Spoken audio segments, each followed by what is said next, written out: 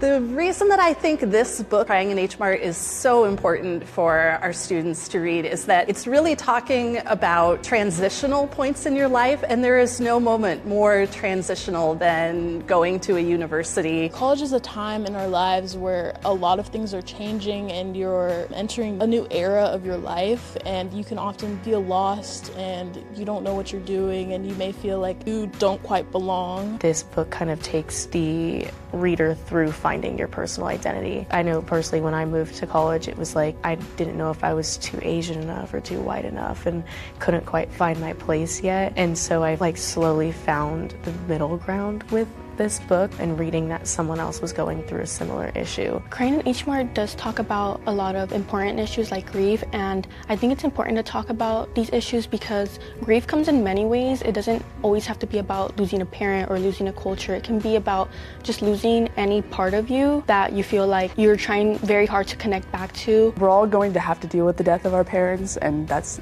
a grief that is horrible to deal with. And you're also dealing with the grief of living on your own and having to reconcile parental relationships that maybe weren't so good and having to navigate these crazy times in college. Talking about a book that deals with those things is a really great way to connect and find a community who understands it a little bit better, even if you haven't experienced them yourself, because it's really important to see what other people are experiencing. So even if you haven't dealt with these heavy topics, I think that it's really interesting and important to learn about them through literature.